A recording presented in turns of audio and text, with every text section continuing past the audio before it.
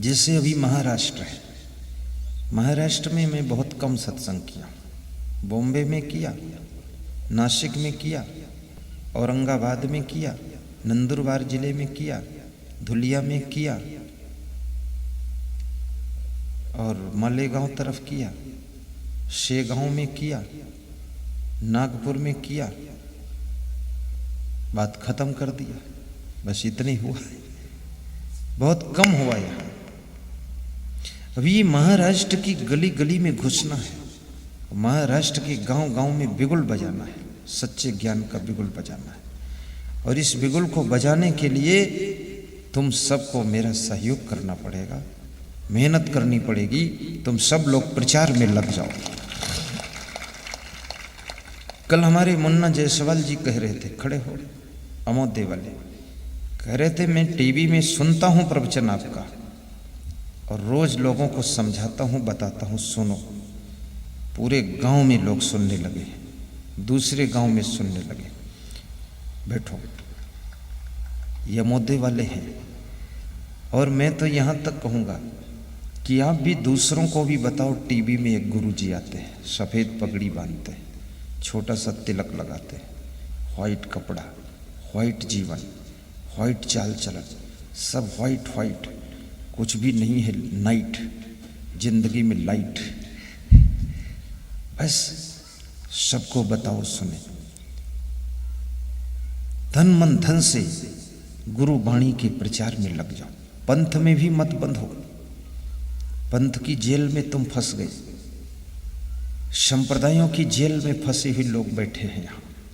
Central jail से निकलना आसान है, संप्रदाय की जेल से छूटना कठिन है। अब कोई अच्छे से अच्छे संत की वाणी भी नहीं सुन सकते, घर में बैठे हैं ऐंठ रख करके। कमाल कर दिया तुमने। अरे जब बाजार में जाते हो तुम ये पूछते हो कि टमाटर किस खेत का है? जो टमाटर टाप का दिखता है उसको खरीद कर लाते हो, सब्जी बनाकर खाते हो, सेहत बनती है। तो जब सत्संग की बाजार में आ गए तो ये देखो कौन से संत का टाप का सत्संग है, कौन संत टाप का आचरण रखता है, उसकी वाणी को लेकर कल्याण करो। वहां घर में क्या संप्रदायवाद फैला रखा बैठे फालतू।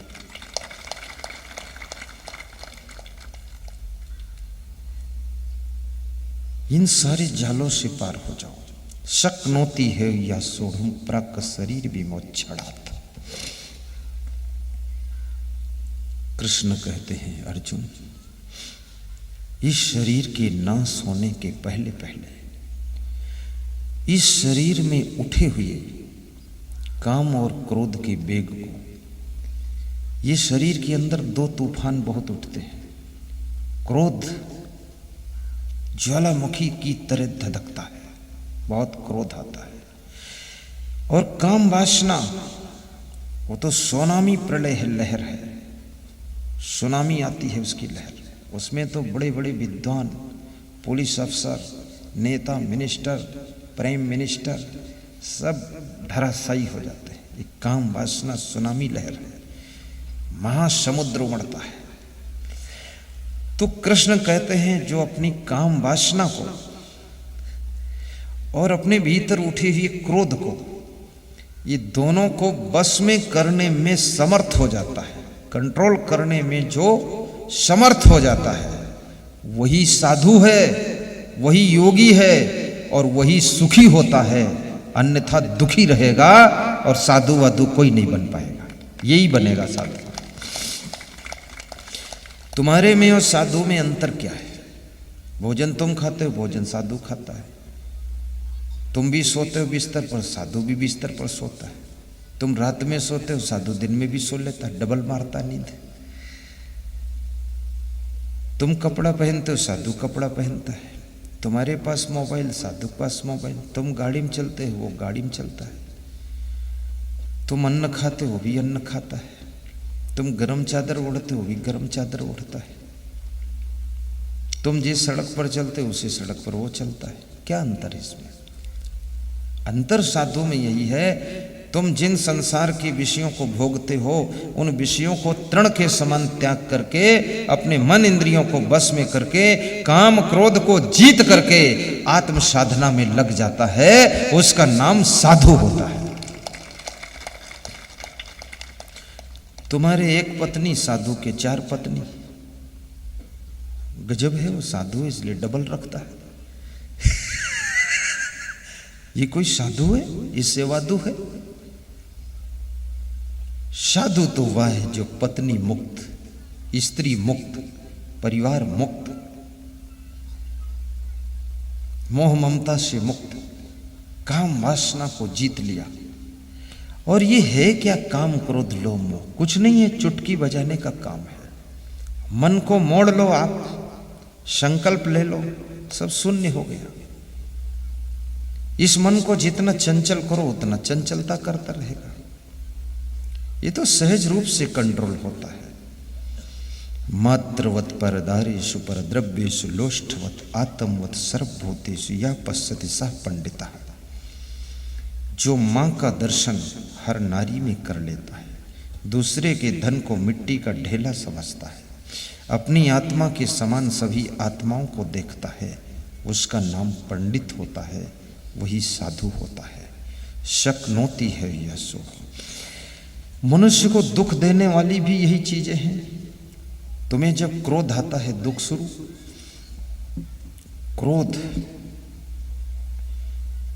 क्रोध में तुम ऐसे शब्द बोल दोगे तुम्हारा भविष्य बिगड़ सकता है। क्रोध में ऐसे कार्य करोगे तुम्हारा भाग्य बिगड़ सकता है। नासिक में एक सज्जन मेरे से रो रहे थे कि मैं तो बर्बाद हो गया। मैंने कहा किसने बर्बाद किया? बोले मेरे क्रोध ने बर्बाद कर दिया। मैंने कहा क्रोध कैसे किया, किससे किया? तो बोले अपने बाप से क्रोध किया मैंने कहा ठीक है, घर ही में निपटा दिया तुमने। बाप से क्रोध? तुमने कहा हुआ क्या? बोले बाप ने 2 करोड़ का मकान बहन के नाम लिख दिया, मैं पैदल हो गया। तो मैंने कहा अब क्रोध आता है कि नहीं? बोले अब बाप भी मर गया, क्रोध भी मर गया, सब ठिकाने हो गए। बाप से क्रोध करोगे, प्रॉपर्टी बहन के पास चली जाएगी। और बाप की सह लोगे तो बाप नई प्रॉपर्टी बनाकर तुमको दे देगा। और बाप को राजी करने का एक ही फार्मूला है, माँ बाप के सुबह सुबह पैर छू लो, शाम को पैर छू लो, कुछ भी कहें तो श्रोता बनकर सुन लो। और हफ्ते में 1 दिन उनसे कह दो कि मेरे बुद्धि नहीं है, आप ही को संभालना है पिताजी, माँ जी ध्यान रखना। तो बूढ़े माता पिता खूब मेहनत भी करते रहेंगे। वो सोचेंगे बुद्धि नहीं है बेटे के पास, और बुद्धि बहुत ज़्यादा है, बुद्धि कमी क्या है। बहुओं को चाहिए कि अपनी सासू को यही बात बताए, पैर छो और सासू से कहो मैं छोटी हूँ, बच्ची हूँ, ज्ञान बुद्धि कुछ नहीं, केवल खोपड़ी है, खोपड़ी में बाल है, बस तुम्हारा ही भरोसा है। तो सासू खूब काम करेगी। जब वो काम करे तो तुम मुस्कुराओ, चाय पियो बैठ के, चालू रहो। सासों से खूब काम लेना चाहिए।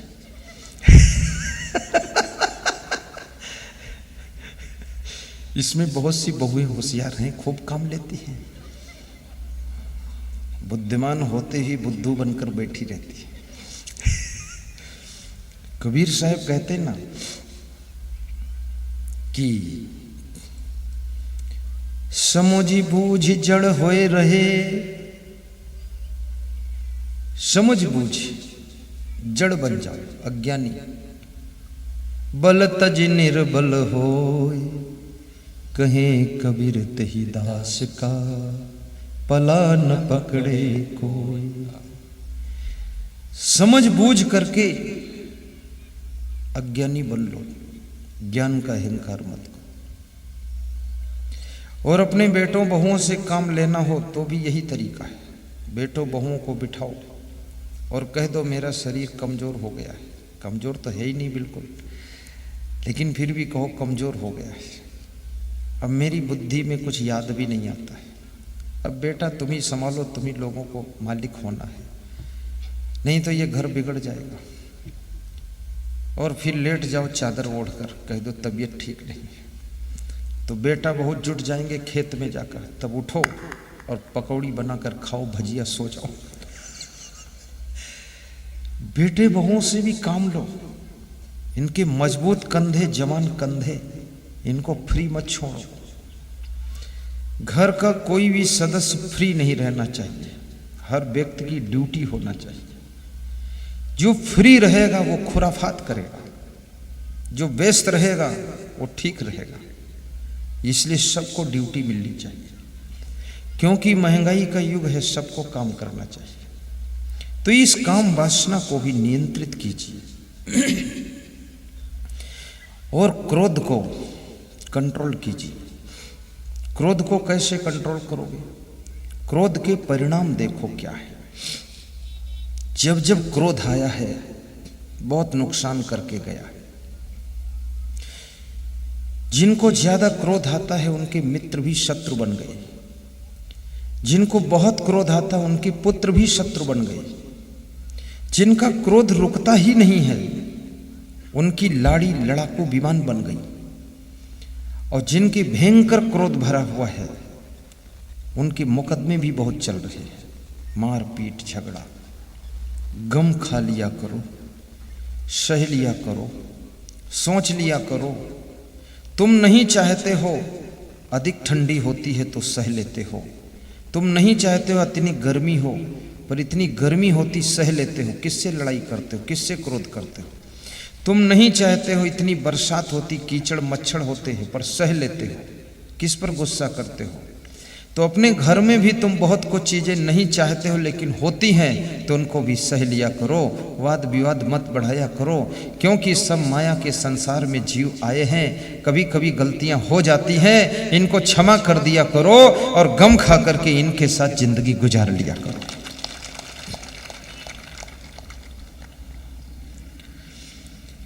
परंतु गलतियों को बार बार दोहराइए मत। गलती दोहराने से आत्मबल कम हो जाता है, बार बार गलती करने से मनोबल कम होता है, और गलतियों में फंसे रहने से बुद्धिबल खत्म हो जाता है। और गलतियों से मुक्त हो जाओ तो आत्मबल 10 गुना बढ़ जाता है। सही राह पर भी चलना सीखो, आचरण को सुंदर बनाओ, बड़ों का सम्मान करो, धनवान भी बनो, गुणवान बनो, महान बनो, बुद्धिमान बनो। साधारण सी जिंदगी मत जियो। नया सोचो, बड़ा सोचो, अच्छा सोचो, जल्दी सोचो, समय पर सोचो, क्योंकि विचारों पर एकाधिकार नहीं है। तुम सोचने में देर करोगे तब तक कोई दूसरा सोच लेगा, इसलिए जल्दी भी सोचो और बड़ा सोचो, क्योंकि तुम्हारे अंदर अनंत अनंत सामर्थ्य छिपी हुई है। तुम साधारण नहीं हो। यही आत्मा तो कृष्ण के शरीर में काम कर रही थी। ये वही आत्मा है जो राम के अंदर काम कर रही थी। ये वही आत्मा जो हाथी के शरीर के अंदर बैठकर काम करती है। ये वही आत्मा है जो तुलसीदास बन करके रामायण लिखा था। ये वही आत्मा है जो कबीर बन करके कबीर के दोहे गाए थे। ये वही आत्मा है जो महाराणा प्रताप बन करके मुसलमानों के छक्के छुड़ा दिए थे। ये वही आत्मा है, याद रखना, जो रानी लक्ष्मी माई बन करके 500 अंग्रेजों को मौत के घाट उतार दिया था। ये वही आत्मा है जो प्रधानमंत्री मुख्यमंत्री बन करके देश प्रदेश का संचालन करती है। तुम अपने को कैसे मनोबल डाउन करके साधारण बनकर बैठे हो? अपने आप के तेज बल को जगाइए, करो बहिया बल अपनी छाण बिरानी आस, जाके आंगन नदिया बहे सो कसमरे पियास, आपन तेज समारो आपे, तीनों लोग हाँकते कांपे।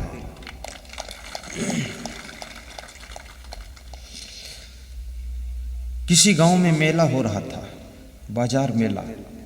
उसमें एक आदमी गुब्बारा बेच रहा था।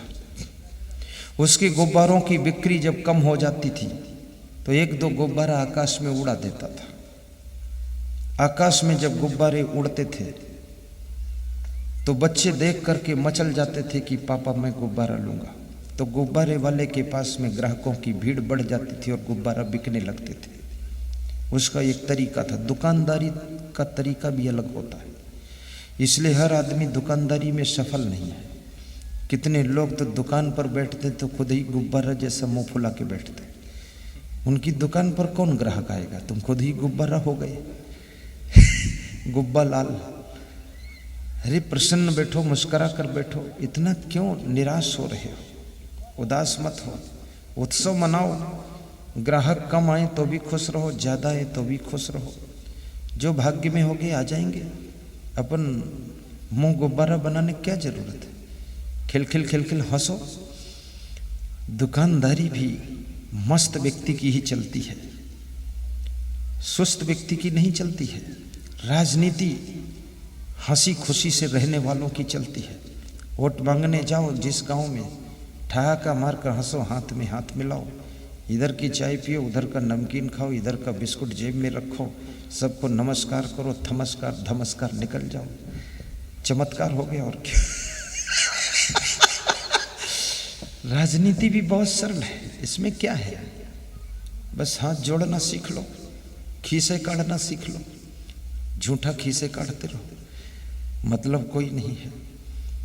पैर छू लो, खूब भाषण करो कि ये मेरा भारत देश, ये महाराष्ट्र की दशा देख करके मेरे दर्द होता है। तो कितने दिन से तुम नेता हो? बोले 40 साल हो। 40 साल से दर्द हुआ, अभी दर्द मिटाइए नहीं तुम। कितना झूठा है ये। फिर अगले चुनाव में आ जाएगा, बोले दर्द बढ़ गया है। क्यों बढ़ा? क्योंकि अगला चुनाव हार गया है। खूब झूठे भाषण बोलता है। ईमानदारी से काम करो राजनीति में। जन जन की आस है, अच्छे नेता की तलाश है, विकास की प्यास है। महाराष्ट्र में कुछ खास है, बड़ा अद्भुत है महाराष्ट्र। महाराष्ट्र में जो एक बार आ गया वो याद करता रहेगा, क्योंकि यहाँ ठंडी कम होती है, धूप बहुत अच्छी लगती है। दूसरी बात, महाराष्ट्र में पूरन पूड़ी खाने को मिलती है। तीसरी बात, यहाँ पपीता खूब मिलता है, पपैया। और चौथी बात, केला। और पांचवी बात, घूमो चाहे जहाँ अकेला, खेत में बैठे रहो, जाके जाओ। अच्छी है महाराष्ट्र की प्रियता, जलवायु बहुत अच्छी है। आप लोग धन्यभागी हो। तो ध्यान दीजिए, इस क्रोध को कंट्रोल करने का तरीका बताता हूं। आपके दांतों से आपकी जीभ कट जाती है, कभी कभी कटती है ना, ये जीभ दांत से कट जाती है। तो तुम दांत तोड़ते हो? नहीं। जीभ को डांटते हो? नहीं। जीभ भी तुम्हारी है, दांत भी तुम्हारे हैं, इसलिए तुम सह लेते हो। कभी कभी तुम्हारी अंगुली आंख में लग जाती है, तो आंख में दर्द होती है, तो आंख को डांटते हो? अंगुली काटते हो? नहीं, सह लेते हो। क्यों? आंख भी तुम्हारी है, अंगुली भी तुम्हारी है। कभी कभी तुम्हारे नाखून से तुम्हारी खाल ये छिल जाती है, तो क्या अंगुली काटते हो कि ये खाल को डांटते हो? कुछ नहीं। क्यों? दोनों अपने हैं। ऐसे ही क्या सोचना है, निज कर लागय निज ही तन, अंगुरी गई निज आंख, दसन चबाई जीभ निजे, काको क्रोध करी भांख। ऐसे सब ही विचारिए, क्रोध न करिए भाई, सब तेरे तो सबन काको जानी रिशाय। अपनी वाइफ को भी क्षमा कर दिया करो, क्योंकि वाइफ तुम्हारी है। अपने पति को भी क्षमा कर दो। कितनी स्त्रियां अपने पति को बहुत दंड देती है। महीने में एक बार गलती हो जाए तो महीने के 30 दिन उसको रोज डांटती है, और पति बेचारा घर में जाता है तो चूहा बनकर घुस जाता है, क्योंकि वो समझता है घर में बिल्ली रहती, खा जाएगी चूहे। इतना पतियों को डरा रखा है पत्नियों ने, थर थर कांपे नर और नारी। भूकंप आता है। उत्तर प्रदेश का एक टीचर, मास्टर, शिक्षक कह रहा था घर में घुसने में डर लगता है। तो हमने कहा घर में क्या सांप घुसा है? किससे डर लगता है? बोले वाइफ है घर में। तुमने कहा वाइफ से डर है? बोले डर नहीं, बहुत डर है। तुमने कहा क्या डर है? बोले इंटरमीडिएट स्कूल का प्रिंसिपल हूं, 40 टीचर को कमांड करता हूं और 1600 विद्यार्थियों को कमांड करता हूं, और घर में जब आता हूं चूहे की तरह झुक कर घुस जाता हूं। अकेली पत्नी मेरे को इतना जबरदस्त कमांड करती है कि पूरा पसीना निकाल देती है। ये क्या हो रहा है? दो पति पत्नी बीच बाजार में लड़ रहे थे, तो पति कह रहा था चाबी दो मोटरसाइकिल की। उसने कहा आज जब तक कार नहीं खरीदोगे तो मैं जाऊंगी भी नहीं और चाबी भी नहीं दूंगी मोटरसाइकिल की। तो पति ने कहा कि बीच बाजार में इज्जत का सवाल है, बकवास मत कर, चाबी ला, मोटरसाइकिल पर बैठ, घर चल, व्यवस्था करेंगे तब कार खरीद लेंगे। उसने कहा नहीं, ऐसी आशा दिलासा तो तुम वर्षों से दे रहे हो, आज तक कार लाई ही नहीं, चाबी नहीं दूंगी। जिका झोरी हुई, चाबी नहीं दिया उसने। तो 10-5 लोग और इकट्ठे हो गए। तो पति बोला चाबी नहीं दोगी तो मैं मोटरसाइकिल का लॉक खोल दूंगा, तोड़ दूंगा ताला। बोले तोड़ दो। तो 2-3 लोग मिलकर ताला तोड़वाया और कहा बैठना है कि नहीं बैठना मोटरसाइकिल पर। तो उस स्त्री ने कहा मैं नहीं बैठूंगी, तुम जाओ अकेले, मैं तुम्हारे यहाँ जाऊंगी भी नहीं। तो अकेले उस मोटरसाइकिल को लेकर घर चला गया और पत्नी इधर रह गई। पत्नी अकेले किसी तरफ चली गई। आधे घंटे के बाद वहाँ दूसरी घटना हुई। एक आदमी चिल्ला रहा था मेरी मोटरसाइकिल चोरी में चली गई। बोले कैसे चोरी में गई? अरे बोले वो 2 पति पत्नी जो लड़ रहे थे ना, वो तेरी मोटरसाइकिल का ताला तोड़कर ले गए, बात खत्म हो गई। इतने खिलाड़ी लोग हैं।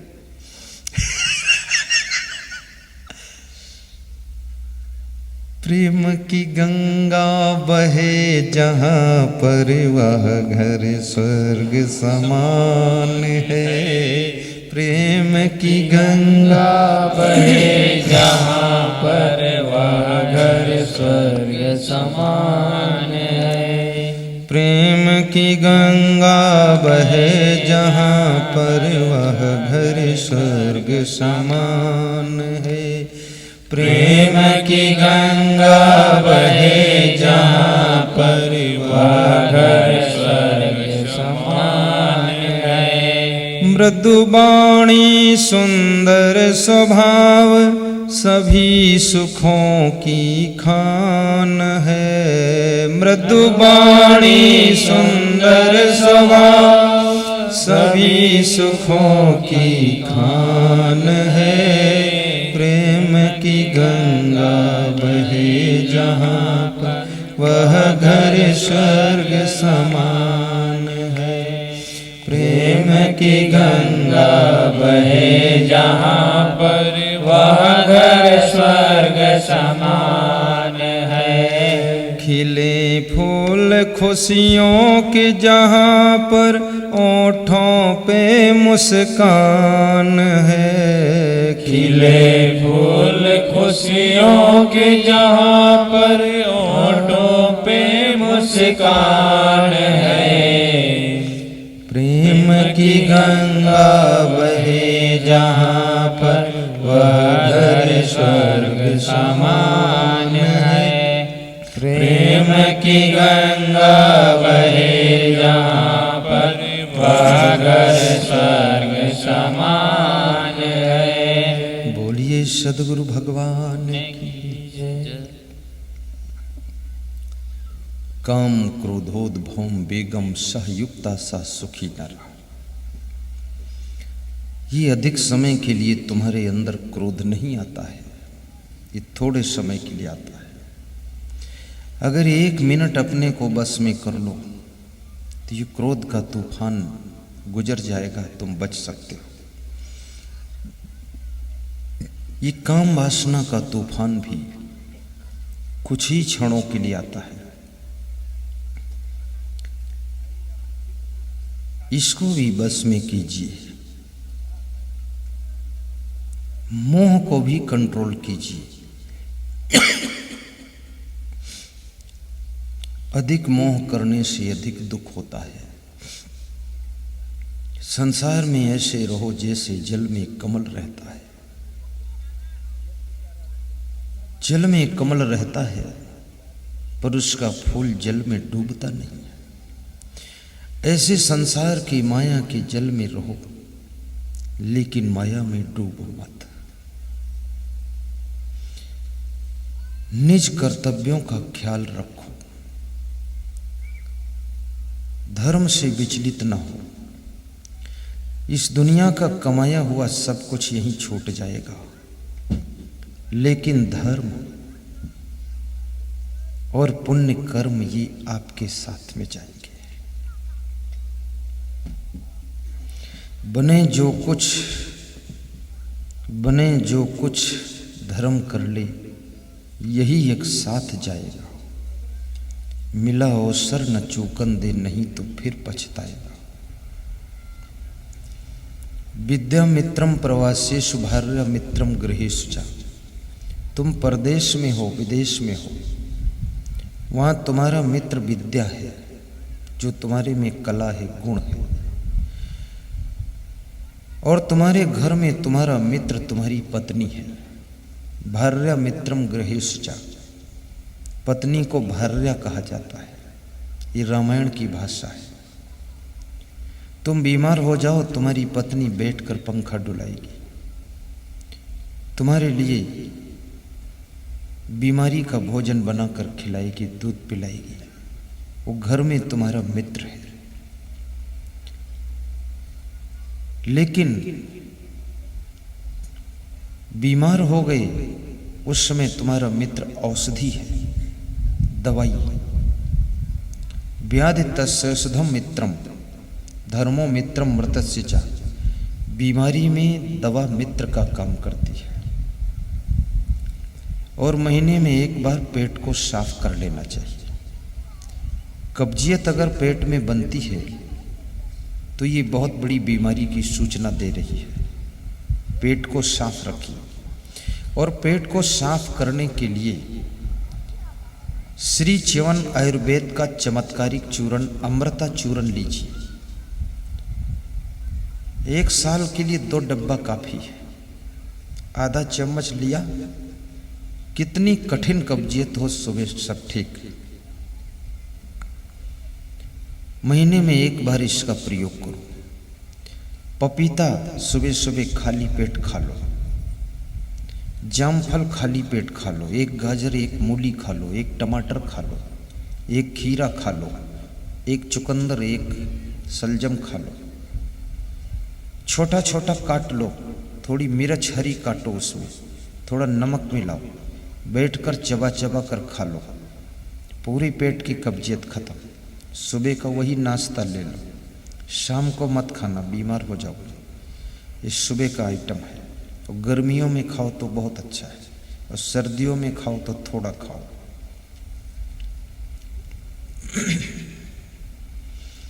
शुगर बढ़ने की संभावना है तो पैदल चलो और जोर से हंसना सीखो, ठहाका मारकर। हंसने से शुगर कंट्रोल होती है, रोने से शुगर बिल्कुल होती ही नहीं।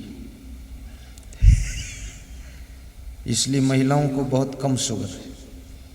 पुरुष लोग रोते भी नहीं, हंसते भी नहीं, इसलिए शुगर में फंसते हैं। हंसने से घुटना दर्द, कमर दर्द भी नहीं होता है, इसलिए हंसा करो।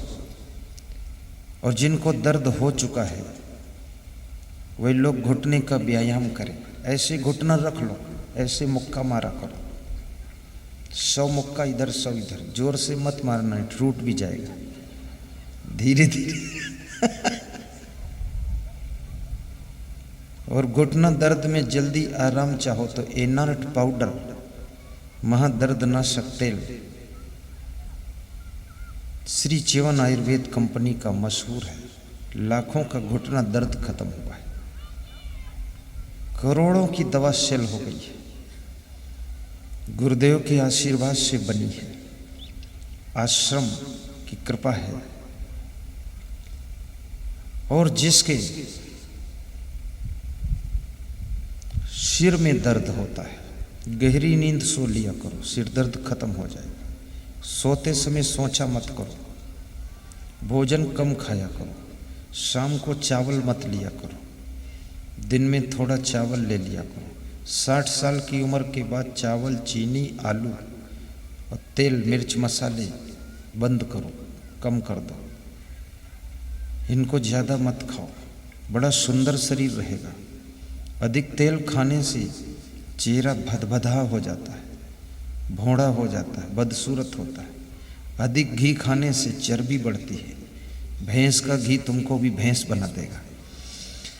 अधिक घी भी मत खाओ, मलाई कभी कभी खाओ, रोज मत खाओ। फलों का सेवन दिन में करो, रात में मत करो। हमेशा खुश रहा करो, चिंता बिल्कुल मत करो। चिंता पैदा करने वाले काम भी मत करो। बहुत कर्जा मत लो। जितना माइंड में सामर्थ्य है उतना बड़ा काम बढ़ाओ।